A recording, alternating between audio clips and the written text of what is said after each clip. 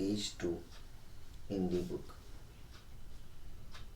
Yo so bhagava arham sama sambuddho swakhato yena bhagavata dhammo supatipanno yas bhagavato savak sangho tamayam bhagavanta sadhammam sasangham imihi sakari yatarham aropite abhipujayama sadhuno bhante bhagava suchira parinibhatopi pachima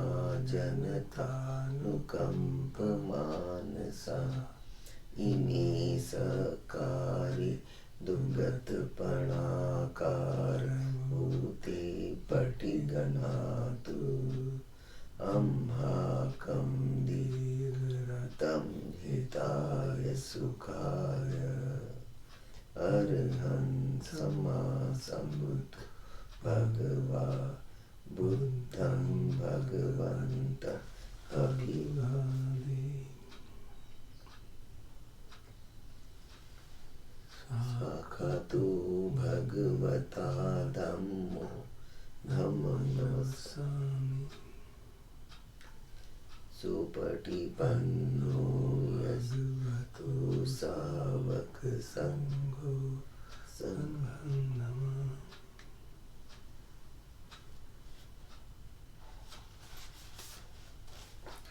Handmayam buddhasya bhagavato bhag namkaram karomase namo tasya bhagavato arhato sambuddhasya namo tasya bhagavato arhato sambuddhasya namo tasya bhagavato arhato sambuddhasya.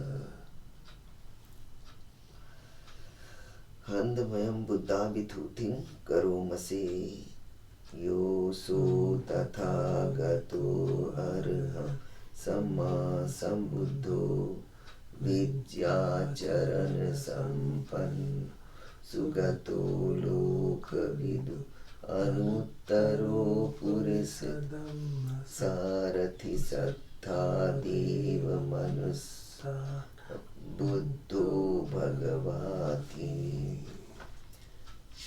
yo imam lokam sadevakam samarakam sabrahmakam sasamana brahmanin pajam sadeva manussam sanyam avinya Satchikatva pavedesi yo dhammam desi si adi kalyanam majji kalyanam pariyosana kalyanam satham sabhyanjanam kila paripunnam parisuddham brahmacharyam pakasesi tamaham bhagavantam abhipujayami tamaham bhagavantam sirasa namah.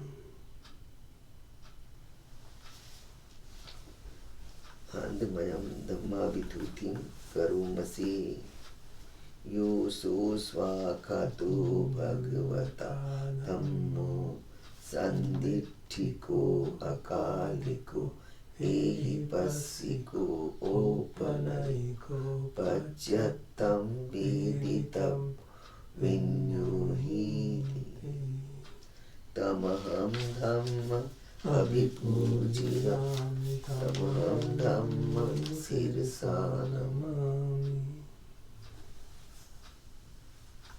Handmayam sanghabhithutim karomase yo so supatipanno bhagavato savak sangho ऋजुपटिपन्नो भगवतो सावक संघो न्यायपटिपन्नो भगवतो सावक संघो सामीचिपटिपन्नो भगवतो सावक संघो यदिदं चत्तारि पुरुषे अष्टपुरुष पुग्गला एष भगवतो सावक संघो आहुनेयो पाहुने दक्षिणेयो अंजलिकरणीयो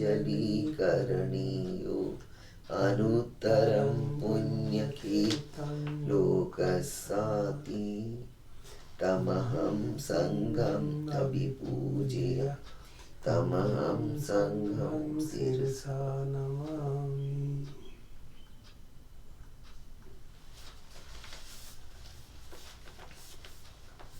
हंदमयम रतनतय प्रणाम गाथा यो चीव संवेग परिकीर्तन पाठन च भणामसि बुद्धो सुशुद्धो करुणा महानवो यो चंत शुद्ध बर ज्ञान लोचनो वंदामि बुद्धम अहम आदरेण तम धम्मोपदीपवियतः सत्थुनो यो मग्गपाकामत भेद भिन्नको लोकुत्तरो यो च तदत्त दीपनो वन्दामि धम्मम् आदरेण तं संघो सुखेताभ्यतिखेत संयुतो यो दिट्ठ संतो सुगतानुबोधको लोलप्पहीन हरियो सुमेधसो वन्दामि संघम् आदरेण तं पुण्यं मया यम समपदुवा माहोन्तु ते तस्य प्रभाव सिद्धया इद तथागते लोको पन्नो अरहं सम्मा सम्बुद्धो धम्मो च देशितो नियानिको उपसमिको परिनिब्बानिको संबोधगामी सुगतपवेदितो मयं तं धम्मं श्रुत्वा एवं जानाम जातिपि दुःखा जरापि दुःखा मरणमपि दुःखं शोक परिदेव दुख दोमनस उपायासापि दुःखा अप्येहि संपयोगो दुःखो प्येहि विपयोगो दुःखो यमपि इच्छं न लभते तमपि दुःखं संकीर्तेन पंचुपादानकन्दा दुःखा सेयतीदं रूपादानकन्दो वेदनोपादानकन्दो संज्ञोपादानकन्दो संघारोपादानकन्दो विज्ञानोपादानकन्दो रूपम् अनित्यं वेदना अनित्या संज्ञा अनित्या संघारा अनित्या विज्ञानम् अनित्यं रूपम् अनन्ता वेदना अनन्ता संज्ञा अनन्ता संघारा अनन्ता विज्ञानम् अनन्ता सभ्ये संघारा अनित्या सभ्ये धम्मा अनन्ताति ते मयं होति नाम जातिया जरा मरणेन शोके हि परिदेवे दो मनस्ये हि उपायासे दुःखोतिना दुःख परेता अप्येव नाम इमस्य केवलस्य दुःखन्दस्य अन्त्यक्रियाय पय्यायेथा चिरपरिनिब्बुतमपि भगवन्तं शरणं गता धम्मं च संघं च तस्य भगवतो शासनं यथा सति यथा बलं मनसि करो अनुपटिपजामा शासानोपटिपत्ति इमस्य केवलस्य दुःखखन्दस्य अन्त्यक्रियाय संबद्धतु। मन की अच्छी हम पढ़ना करेंगे आज।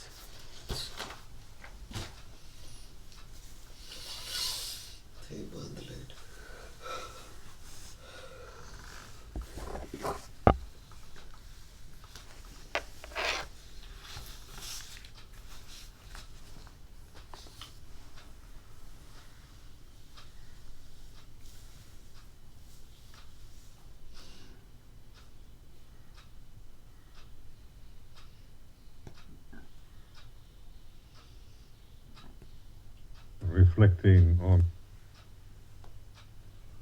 Sape Sangha Anicca, all conditions are impermanent.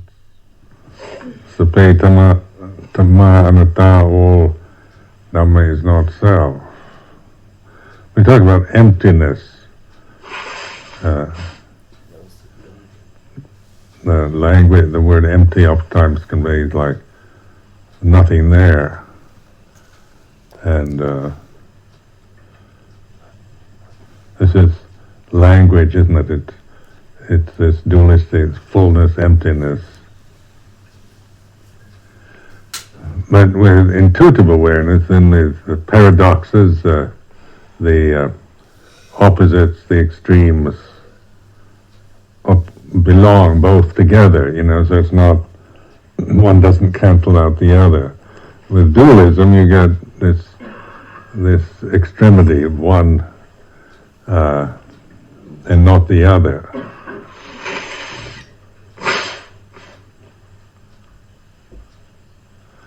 So thinking is, the thinking process, dualistic function is for discriminating sankharas, so this is a important sankhara, this is an important issue. And what you just mentioned is trivial. So there's this difference between what is important and what is trivial. And this is discriminating, isn't it? This issue that I have is very important. The issue you have is trivial. And we pay attention to what is important, give all attention to what is important, and dismiss what is trivial. This is the division that comes through attaching to discriminating thinking.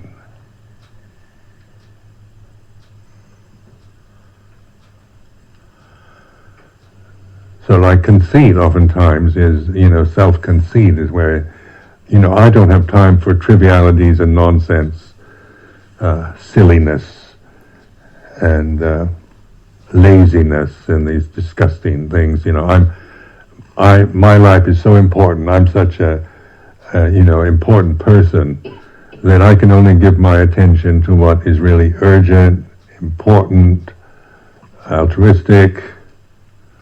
Then you're inflating yourself, and then you can't be bothered with nonsense because I devote myself to what is serious. Now, when you listen to, when you start listening to yourself and your pretensions and your conceit, you begin to, recognize the discomfort of being self-important, or seeing yourself as somehow, someone who devotes their life only to the highest goals and despises that which is vulgar and coarse and silly. That's conceit, isn't it? We can be very conceited in monastic life. We're committing our whole life to the Dhamma. And so even though that's a noble endeavor, yet the grasping of that attitude is conceit.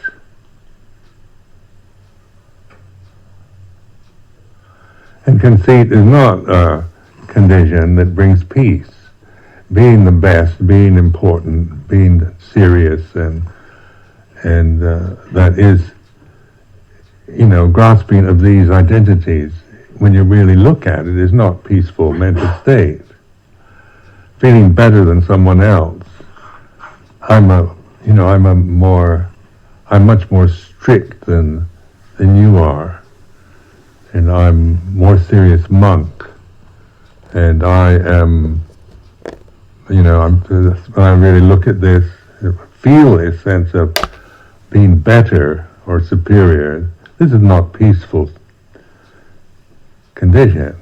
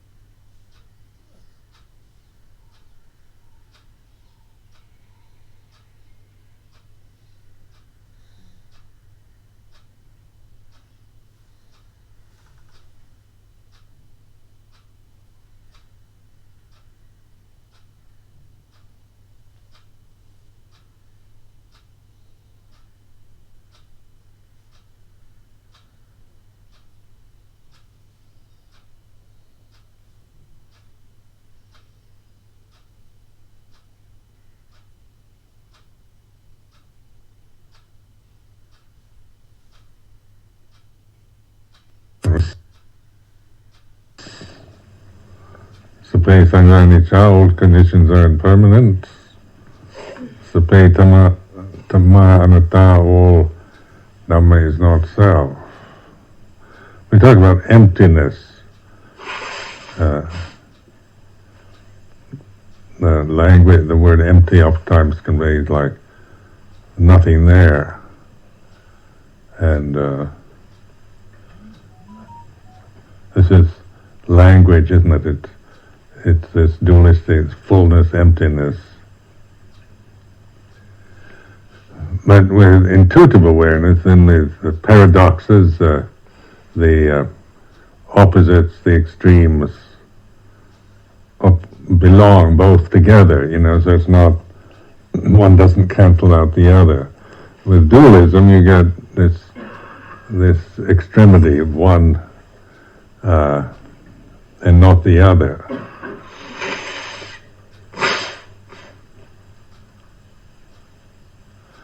So thinking is, the thinking process, dualistic function is for discriminating sankharas, so this is a important sankhara, this is an important issue. And what you just mentioned is trivial. So there's this difference between what is important and what is trivial. And this is discriminating, isn't it? This issue that I have is very important. Issue you have is trivial, and we pay attention to what is important, give all attention to what is important, and dismiss what is trivial. This is the division that comes through attaching to discriminating thinking.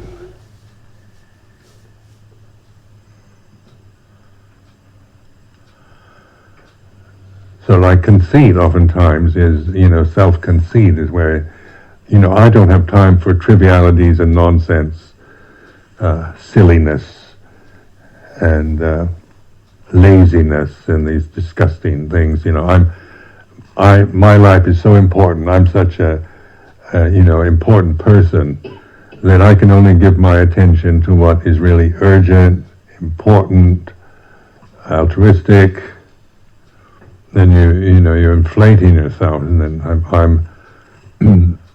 you can't be bothered with nonsense because I devote myself to what is serious.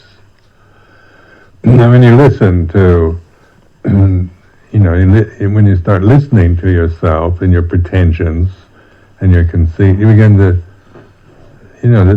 recognize the discomfort of being self-important, or seeing yourself as somehow, someone who devotes their life only to the highest goals and despises that which is vulgar and coarse and silly.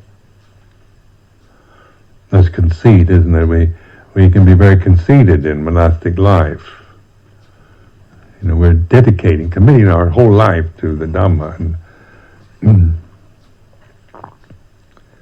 and so even though that's a noble endeavor, yet the grasping of that attitude is conceit.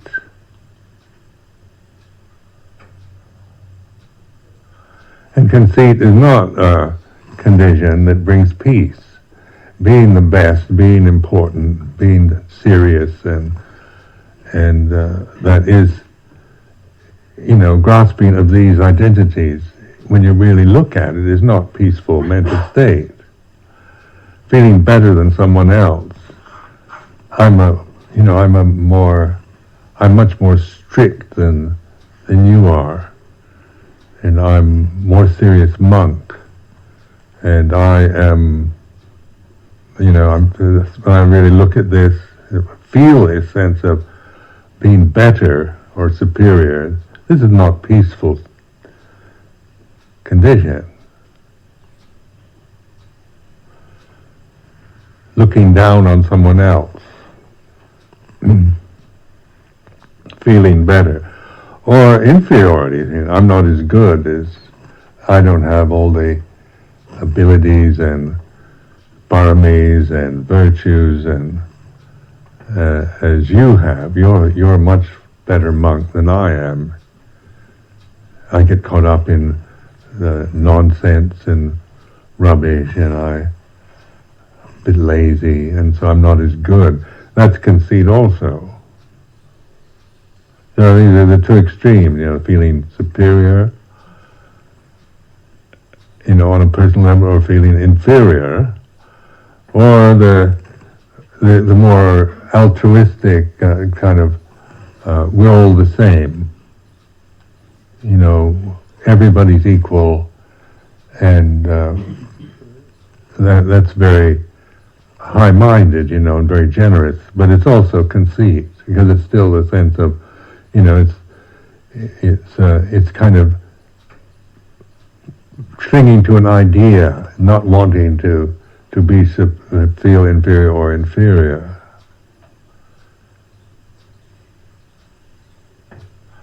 So this is a self. You create yourself with with your altruism, with your various conceits, your feelings of inferiority. All of these are what the ego is made of.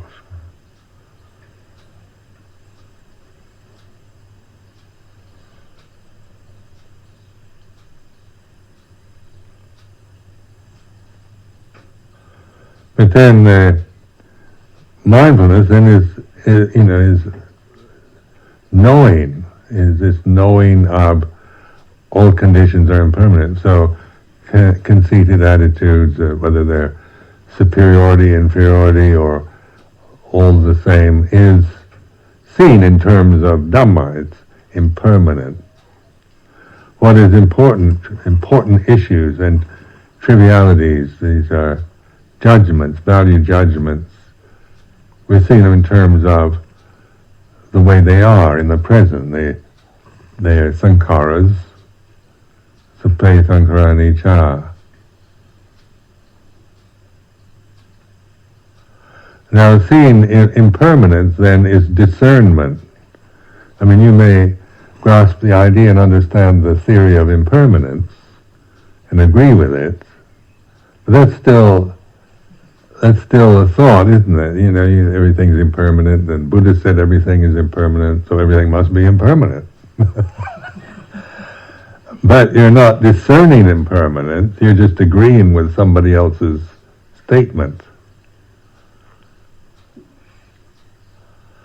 Discerning impermanence isn't conceit, because it's not a matter of, you're functioning in a different way from the intuitive level, awareness. You're aware of change rather than just agreeing with the statement all conditions are impermanent. So this is like discerning then, or sati sampajanya is like this, it's the ability to observe, witness, notice the way it is. So in terms of experience here now, see, sight, sound, smell, taste, touch, thought, we begin to notice how, sound, say, is impermanent. A bird singing, or the wind, or the rain, or any form of music, or noise, or whatever, what we hear. If you really you're not evaluating in terms of it's noisy or it's melodious. That's a ugly sound, cacophonous, hurts my ears, don't like it. That's discriminating. And then the sound, some beautiful music, Mozart or something, say, oh, it's so sublime. Then you get that's discriminating. I like Mozart, but I don't like the sound of a pneumatic drill. But in discerning, just seeing the impermanence of that, of music, Mozart, and the pneumatic drill, you're observing, and you're also because an intuitive moment includes everything, you can just discern aversion to the sound of the pneumatic drill. So let's say we're sitting here and then somebody starts just outside the meditation hall, they start a loud cacophony, eardrum splitting pneumatic drill sound. We'll probably react with aversion. Tell them to stop, it's disturbing my meditation. We get carried away with the aversion to the sound. But actually, the more you trust in your awareness, you're aware of the impermanence of sound and of also the aversion you have, of how aversion arises and ceases. It's like intuitive awareness embraces everything. It's not discriminating and trying to control or dismiss what we don't like or run away from it, but includes everything, because this is we discern the differences not in terms of preferences anymore, but of their nature of change.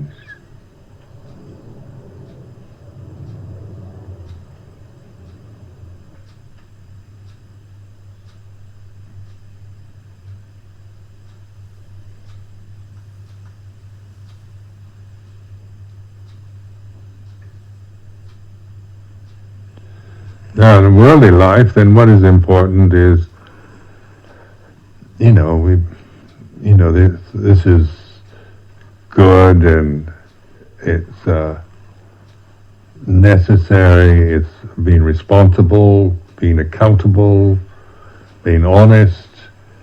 All these good qualities,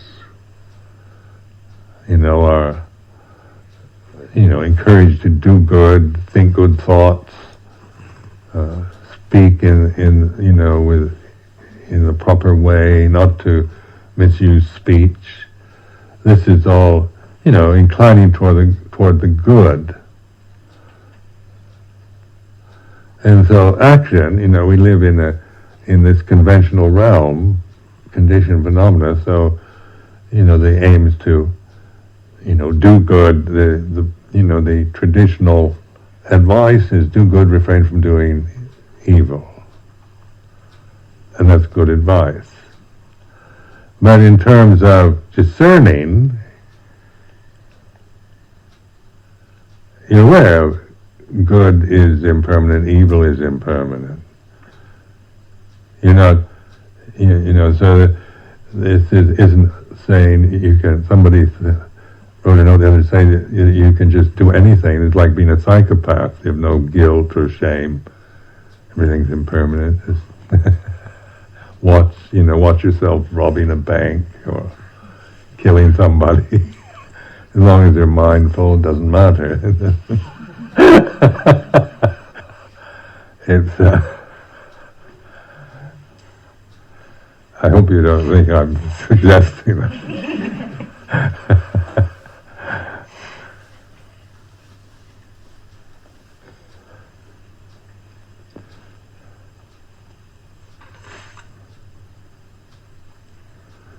But in terms of Dhamma, then they're of equal value, good and evil. These are discriminations of the intellect, good and evil. But on the discerning, they're sankharas.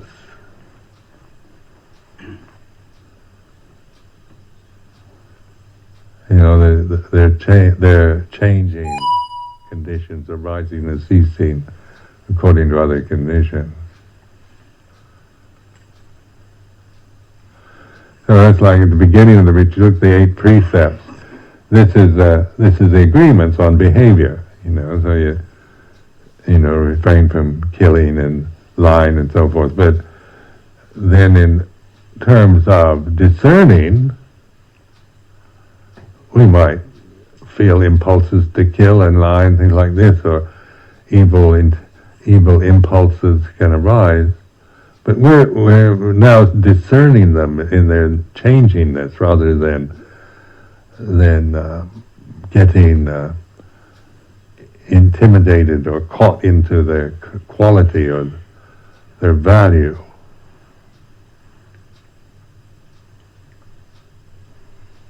Now this is that's why it's important to recognize this, realize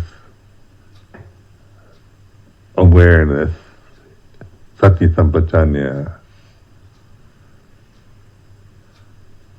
Because you can't create it, it's not a condition that you create.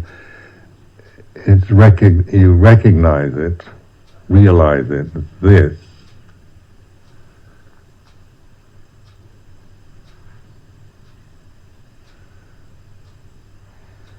And therefore, it's subtle because we don't do this usually. We live in a world of discrimination. Our worlds are made out of opinions, views, conditions, cultural conditions, personality, habits, values, principles, standards, fears and desires. So this is the world, the samsara that we're used to. We're used to this.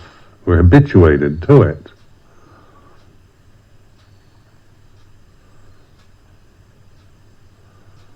So even though we can live in a miserable world, at least we're used to it.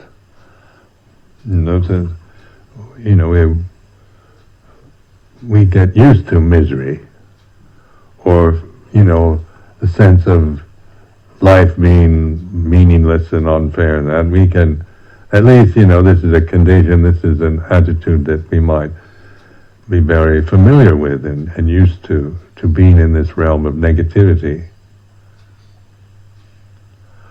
But then in discerning, then mindfulness, we're not trying to say you shouldn't be negative and you should be positive and full of love. That's another extreme and an ideal of how one should be. But the awakened state of discerning, of observing, is observing the way it is, the Dhamma.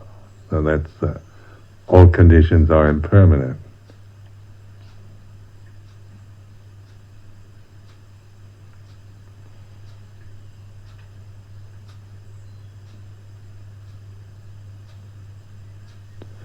Now they're very intimidating words, like, somebody, the Buddhists, we get this a lot, where you say, somebody comes Amravati and they,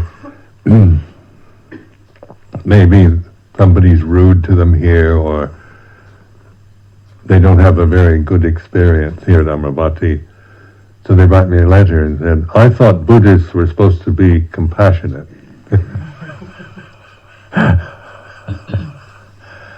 And this is, I come to Amravati and I was just treated rudely, and I always thought Buddhists were kind people. And so this is intimidating, isn't it?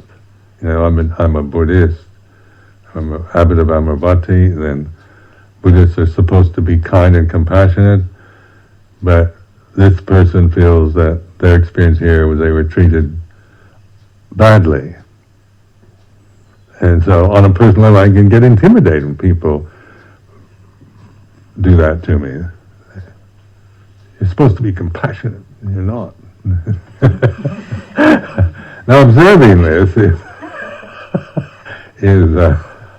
I'm observing this, how words intimidate me personally, emotionally. Or like responsibility, that's a powerful one.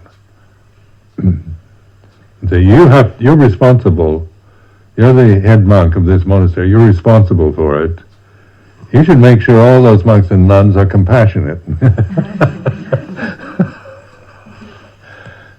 Which nun, which monk was...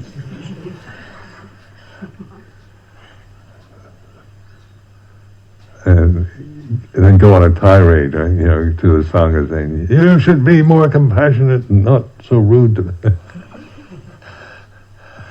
So the world is created, even being an abbot of monastery. I live in a world of abbotness and responsibility for everything, and being the perfect Buddhist for everybody, and trying my best to be compassionate under all conditions. This is, see how words do intimidate. Tones of voice intimidate, and very accusatory voices, or whatever, they can make you feel threatened or anxious or intimidated by the tone of voice or a word.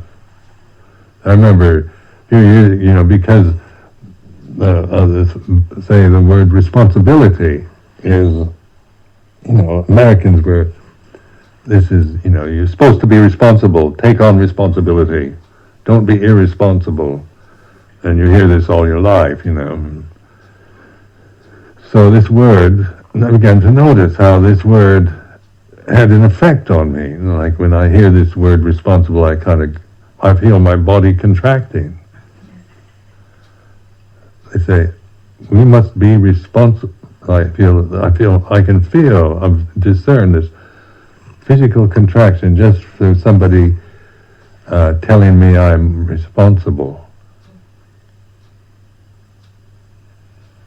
This is discerning, isn't it? It's discerning this. I'm not saying it's good or bad, but it's being aware of what, how when things impinge on you, you hear tones of voice or particular intimidating words or accusations.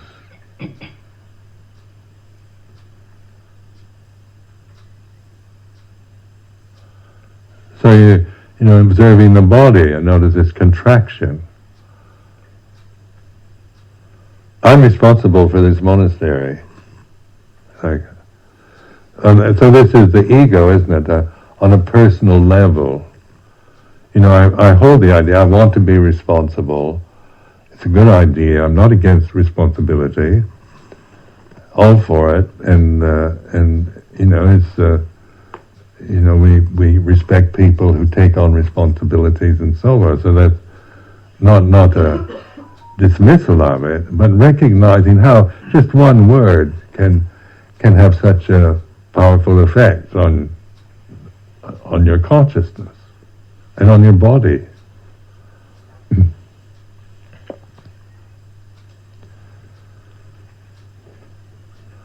And we do this to each other, isn't it? We intimidate or, say things, to create some kind of feeling,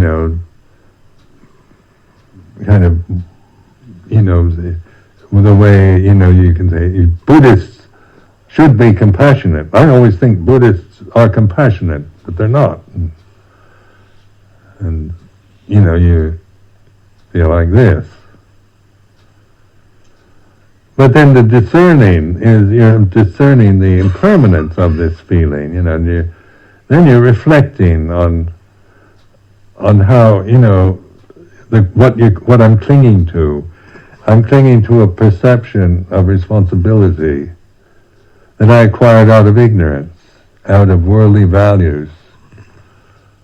So the worldly values of responsibility, the ideal of responsibility, and my personality are connected in that way, so you can intimidate me with that word on a personal level.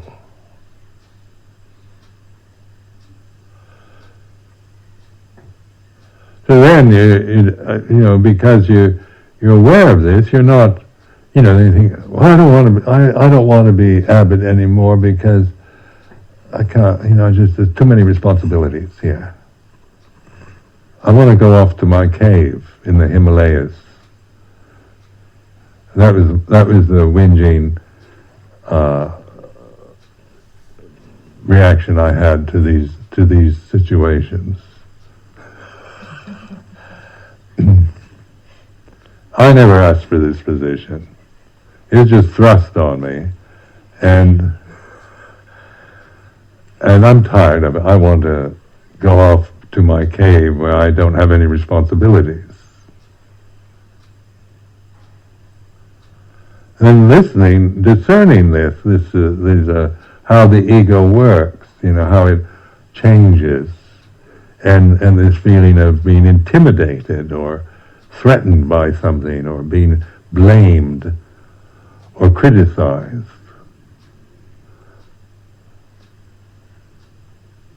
And then we do it, I do it to the others, I can be just, I'm certainly guilty of this myself.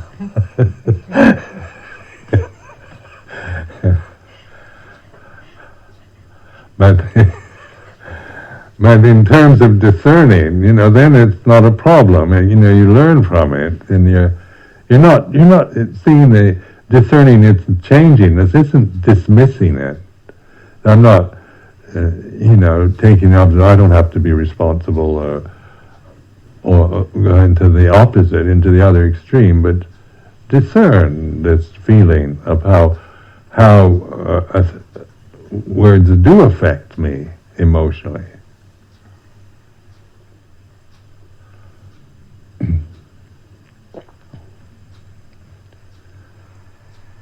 It's like this.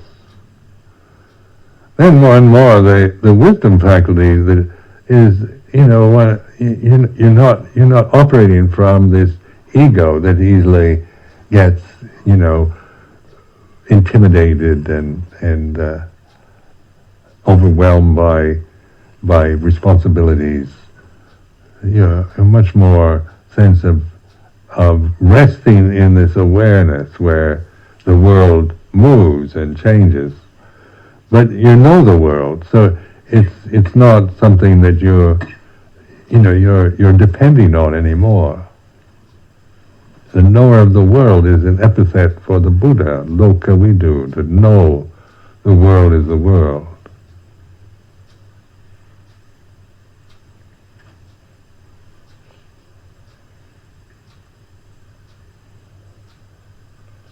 Like this is Sister Tidameta's 10th year as a Siddhatara and be an Ajahn. And you say, "You're an Ajahn now," and she goes kind of,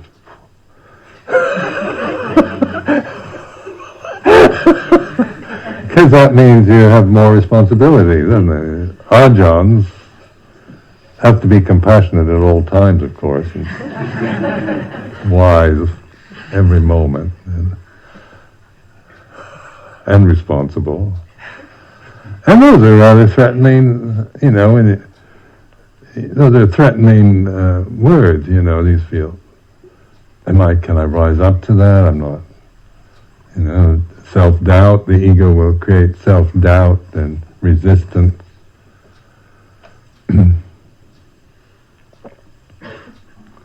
But the awareness of this, that's the important thing. This is what, we're in this, you were using this convention for, is not to become ajahns and all that. That's just part of, the on the worldly level, but to be this knowing, this awareness, and trusting it. It's a refuge. It's a holiday of the heart. It's patpon tang jittai. It's being at ease. Being at ease with the world. Doesn't mean we like everything or approve or we don't care, but we know better than to make a problem, to create more problems about the way it is. So then our ability to respond to contingencies, special situations, is from an intuitive wisdom rather than reactivity, intimidation, trying to become being caught up in burning out with the sense of I have to be responsible for everything, and I've got all these duties, responsibilities to perform, and believing this, then we burn out, we exhaust ourselves.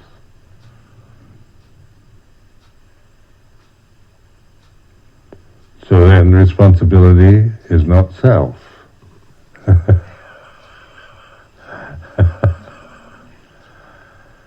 Doesn't mean you're being irresponsible. It's just putting it in its proper place. And this is trusting in the awareness. Then means we can cope with the worldly conditions that we're experiencing, no matter what they might be.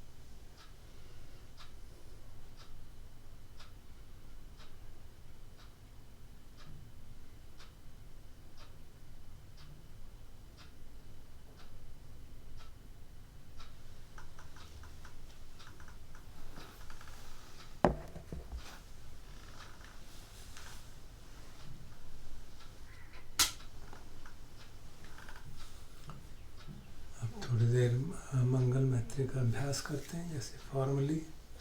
अभी हमने ध्यान किया, मन शांत हो गया। तो समय सारे विश्व में लाखों लोग बीमारी से पीड़ित हैं। उसके लिए एक ट्रेडिशनल चांट भी होती है, वो भुजंगा सुत्ता हुए करेंगे। थोड़ी देर अपने मन में लोगों का ध्यान करके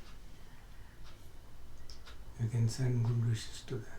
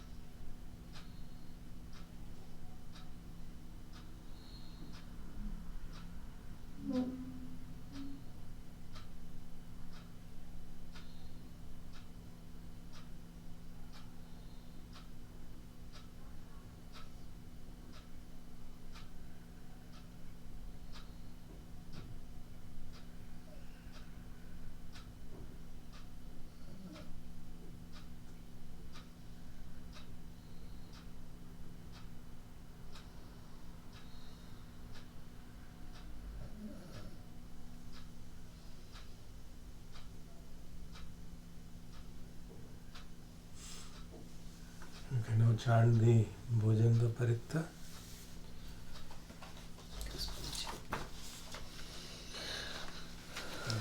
मैंने आपको सबको PDF भेजा था। इस हमारी पुस्तिका में भी उसका कोर अवेलेबल है। शुरू के कुछ वर्सेस नहीं अवेलेबल, वो मैं चांट कर दूँगा।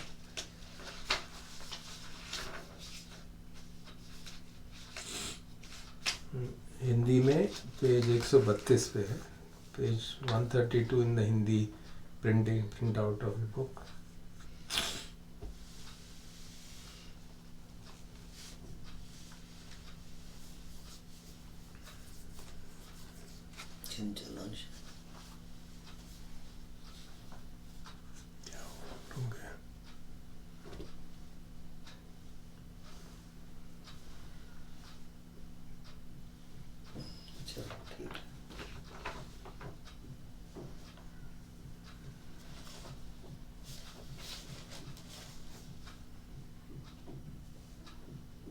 शुरू के जो 3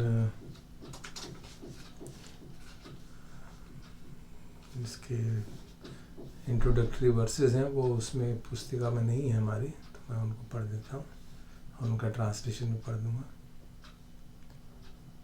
संसारे संसरन्तानं सब दुःखा विनाशने सत्तधम्मे च बोझंगे मारसेनापमादने। तो ये 7 बोधि के अंग हैं, ये सब तरह के कष्ट को हटा देता है और जो हम सब लोग इस संसार के चक्र में, जन्म मृत्यु के चक्र में रहते हैं, उनको समाप्त करके मार की सेना को भी समाप्त कर देता है।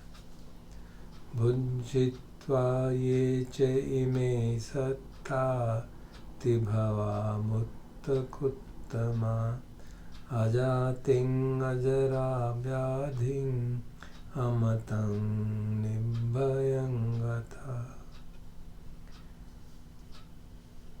जिन लोगों ने ये 7 भुजंग की भावना पूरी की, वो इस सारे संसार से मुक्त हो गए, निब्बान को प्राप्त किया, जिसके बाद कोई भी जन्म मृत्यु जरा दुख का और भय का कोई स्थान नहीं है। एवमादि गुणोपेतं अनेक गुण संगहं औषधं च इमं मन्तं भुजंगं च भनामहे। आए हम सब ये 7 बोधि के अंग की संगायन करें, जिसके अंदर के बहुत सारे गुण हैं और जो एक दवाई की तरह, एक मंत्र की तरह काम करता है। भुजंगो सती संखातो धम्मानं विचयो तथा वीर्यं कीर्तिपसद्धि भुजंगा च तथा परे। इसका ट्रांसलेशन कर देता हूँ। ये 7 बोधि के अंग अर्थात सती, धम्मविचय, वीर्य, प्रीति, प्रशब्दि और 2 और समादुपेक्षा भुजंगा सत्तेति सब्बदस्सिना मुनिना सम्मदाखाता भाविला बहुलीकता संवत्तं। और जो 2 और हैं वो हैं समाधि और उपेक्षा। ये सब सातों के सातों सर्वदर्शी मुनि ने अच्छी तरह बताए हैं और उनका भावना की है। संबत्तन्ति अभिज्ञाय निब्बानाय च बोधिया एतेन सच्चवज्जेन सूतिते होतु सर्वदा। तो इनकी अभिज्ञा करने, इनको जानने से जो अभिज्ञाय है, निब्बान और मुक्ति का अनुभव होता है और इस सत्य वचन से आप सबका कल्याण हो। एकस्मिन् समये नाथि मोगलानञ्च कස්සपं गिलाने दुःखिते दिस्वा भोजंगे सतदेसई। एक समय भगवान ने मोगलान और कष्ट जब बहुत बीमार थे और कष्ट में थे, उनको ये 7 भुजंगों को शिक्षा दी थी। तेचितं अभिनन्दित्वा रोगामुञ्चिं सुतं खने एतेन सज्जवज्जेन सोत्थिते होतु सर्वदा। वे सब उस प्रवचन को सुन के बहुत प्रसन्न हुए और उनके उसी क्षण सारे कष्ट दूर हो गए, उनके रोग दूर हो गए। इस सत्य वचन के प्रभाव से आप सबका मंगल हो। एकदा धर्मराजापि गेलन्येन पीडितो चुन्दथेरेण तं येय वनापीत्वा न सादरम्। एक बार धर्मराजा स्वयं भी बीमार हो गए थे और उन्होंने आदरणीय चुंदु से कहा कि इस प्रवचन को गायन करें। सम्मोदित्वा च आबाधा तं हावुट्ठासिठानसो एतेन सज्जवज्जेन सोत्थिते होतु सर्वदा। और उसको सुनकर प्रसन्न होकर भगवान बीमारी से उठ गए थे। इस सत्य वचन के प्रभाव से सबका मंगल हो। पहीनाते च आबाधा तिन्नन्नम्पि महेशिनं मग्ग आहत क्लेशावा पत्तानुपत्तिधम्मतम् एतेन सज्जवज्जेन सोत्थिते होतु सर्वदा। इन 3 महर्षियों के कष्ट जो है, बीमारियाँ बिल्कुल समाप्त हो गई थी। जिस तरह से कि धर्म के मार्ग पर चलने से विकार दूर हो जाते हैं, उसी तरह से ये सब धर्म के अनुसार होता है। इस सत्य वचन के प्रभाव से आपका मंगल हो।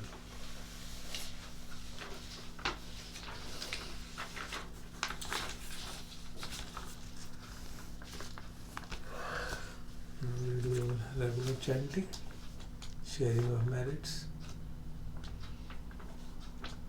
Page 28 Hindi book. Reflection on sharing blessing जो इंग्लिश में है। 2 मिनट।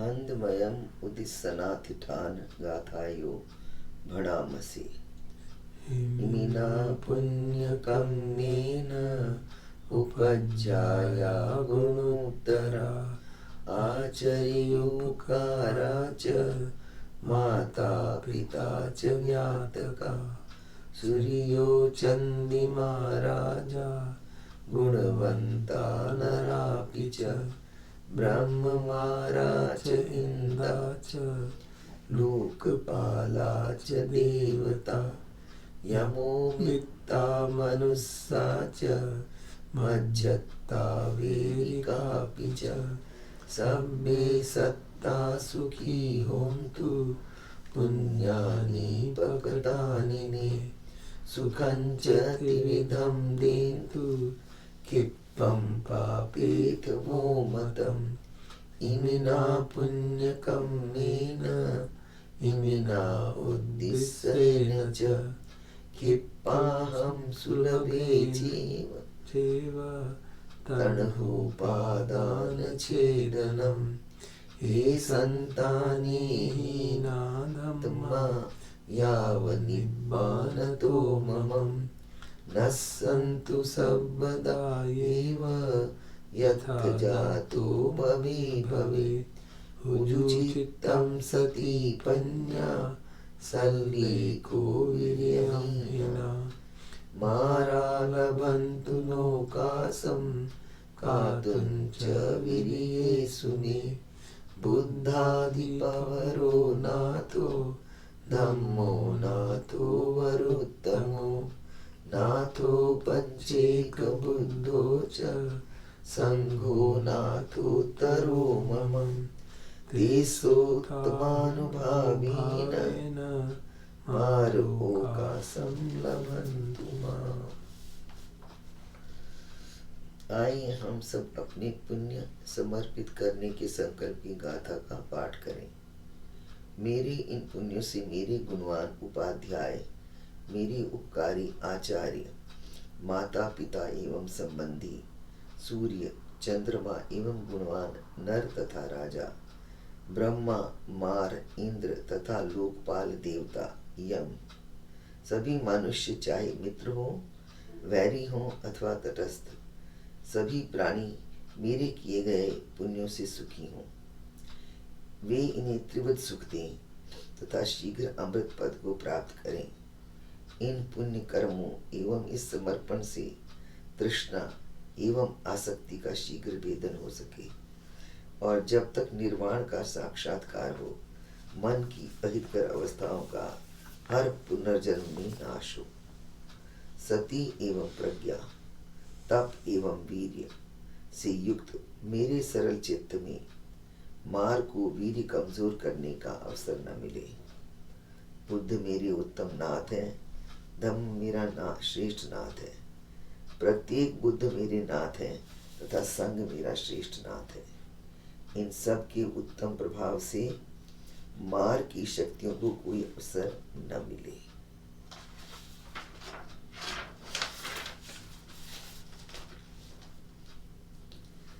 हंदमयम मीताफर्णम करोमसि अहम सुखितो होमि निर्दुःखो होमि अवीरो होमि अव्यापज्यो होमि अनीगो होमि सुखी अत्तानं परिहरामि सब्बे सत्ता सुखिता होन्तु सब्बे सत्ता अवीरा होन्तु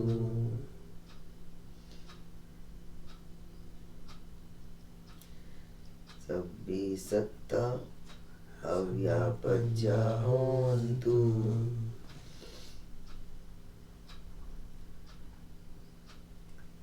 सब्बे सत्ता अनिघा होन्तु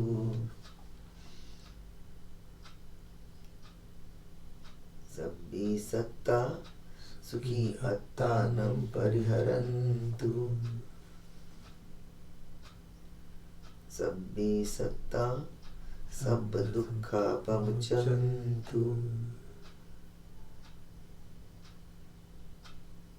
सब्बे सत्ता लब्ध संपत्तितो मा विगच्छन्तु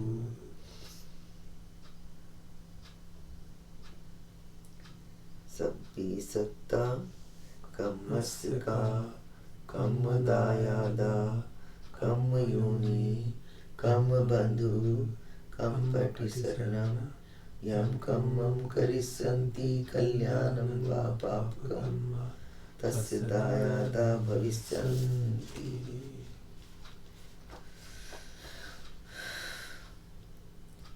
आइए हम मैत्री भावना को सभी ओर व्याप्त करें। मैं सुखी हूँ, दुख से मुक्त हूँ, वैर से मुक्त हूँ, द्वेष से मुक्त हूँ, चिंता से मुक्त हूँ। मैं सुखपूर्वक अपना संरक्षण कर सकूं। सभी प्राणी सुखी हों, सभी प्राणी वैर से मुक्त हों, सभी प्राणी द्वेष से मुक्त हों, सभी प्राणी चिंता से मुक्त हों। सभी प्राणी सुखपूर्वक अपना संरक्षण कर सकें। सभी प्राणी सभी दुखों से मुक्त हों।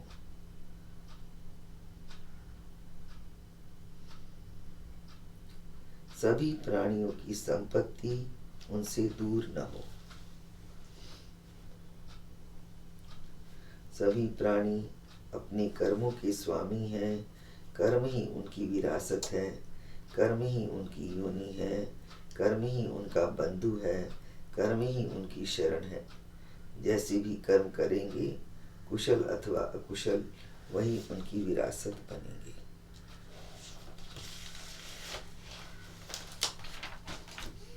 भवतु सर्वमङ्गलं रक्षन्तु सर्वदेवता सर्वबुद्धानुभावेन सदा सोति भवन्तु ते। भवतु सर्वमङ्गलं रक्षन्तु सर्वदेवता सर्वधर्मानुभावेन सदा सोति भवन्तु ते। भवतु सर्वमङ्गलं रक्षन्तु सर्वदेवता सर्वसङ्घानुभावेन सदा सुखी भवन्तु ते। अरहं सम्मा सम्बुद्धो भगवा बुद्धं भगवन्तं अभिवादे। स्वाकातो भगवता धम्मो धम्मं नमस्सामि। सुपटिपन्नो भगवतो सावक संघो संघं नमामि।